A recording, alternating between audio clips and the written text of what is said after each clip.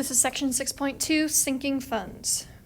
So a sinking fund is a fund where you have a specific amount of money that you need at a future date, and you accumulate it by making periodic payments of the same amount. So this is often used to pay off debts or to replace equipment. So a lot of times what companies will do is they'll say, hey, I know in 10 years I'm going to need to replace this machine, so I'm going to start a sinking fund and pay into it and accumulate interest in order to get the amount that I need at the time that I need.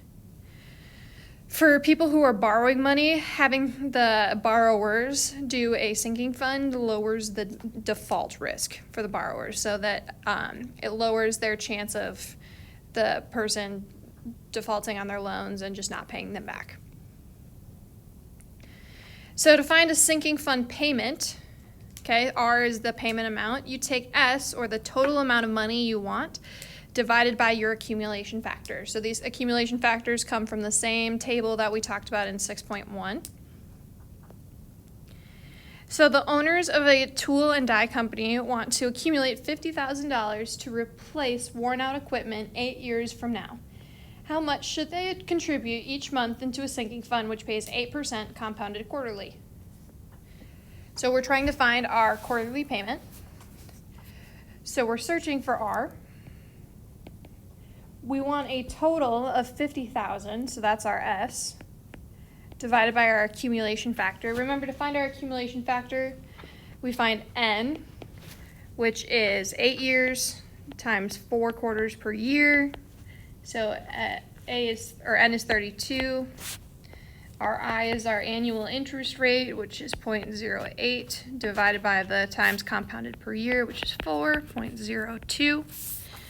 If we look at our table, we'll be able to get an accumulation factor of 44.22703, which tells us that our monthly payment should be about $1,130.53. Sometimes, just like we had schedules before, we're going to do a sinking fund schedule. So a sinking fund of $10,000 is to be accumulated in 3 years, and payments are made quarterly into an account which pays 5% compounded quarterly. So if it's 3 years paid quarterly, that means we have 12 periods. Okay, there are 12 different payments that are going to be made. Your initial amount is always going to be 0 because you're starting with $0, and you can't make any interest off of that $0, so your interest is 0. And then do that process we just figured out, taking our total amount divided by our accumulation factor. And in this case, our quarterly payment is going to be $777.58. So this column should all have the same number because your quarterly payment never changes. And then what we do is we take initial amount plus your interest plus your quarterly payment to get your final amount. And then that final amount becomes the initial amount of the next year, and then you use your interest rate to by multiplying to find how much interest you're going to make, add your quarterly payment, get your new final payment, and that continues in that kind of snaking pattern throughout the entire thing. And then we see at the end that we end up with $9,999.96. Only reason that is not 10,000 on the dot is because of rounding. But I'm pretty sure anybody has 4 cents in their pocket that they can just contribute to pay off those extra 4 cents. So sinking funds are also used to discharge debts. So a debtor borrows money and pays off the debt by making equal periodic payments into a sinking fund that will accumulate the amount borrowed by the end of the loan's term. At the end of the term of the loan, the borrower transfers the amount from the sinking fund to the lender. So this is a little bit different than a traditional loan, because on a traditional loan, like if say you got a loan from a bank, you would be paying the bank every month or every quarter, depending on what your loan is. But with this kind of loan, you're paying into a fund. If you're the borrower, you're paying into a fund, and then eventually at the end, once the amount that you need is accumulated, then all at once that goes to the lender. So the lender gets a lump sum as opposed to periodic payments. A periodic expense is the sum of the interest payments and the sinking fund deposit. So we take the interest on the loan plus the deposit into the sinking fund. And then our book value is the original principal, so the original amount borrowed, minus the amount in the sinking fund. So it's what you actually have, or what you actually need to accumulate still.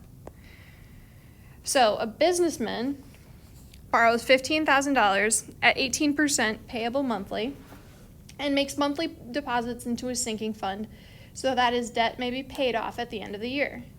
The sinking fund earns 9% compounded monthly. Let's find the monthly expense of the debt. So the monthly interest on the loan is computed by multiplying the amount borrowed by the monthly interest rate.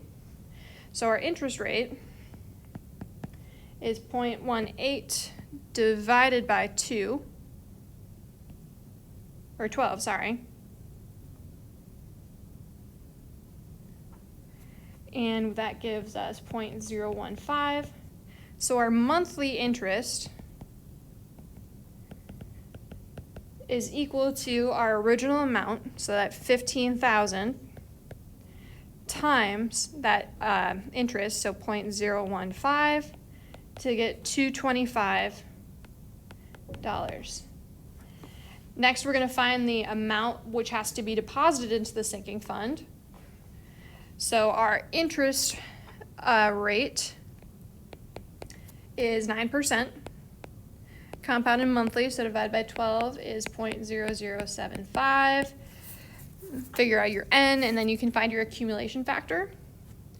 So our R is going to be the total amount. And using the table, we find our accumulation factor is 12.50759. So that's $1,199.27. So our monthly expense, we're going to take the interest and we're going to add it to our periodic payment. So we get a monthly expense of $1,424.27. Now to find the book value of the debt at the end of 6 months, we need to find the amount in the sinking fund at the end of 6 months. So remember, that's our S equals our R, which is 15,000. That's our monthly deposit, so $1,199.20, multiplied by our accumulation factor. Okay, for 6 months, we get our accumulation factor is 6.11363. So in there, after 6 months, there's $7,331.89. So to find the book value, we take that $15,000 originally, and we subtract what's already in there, and we get $7,668.11. So the book value of that loan is $7,668.11.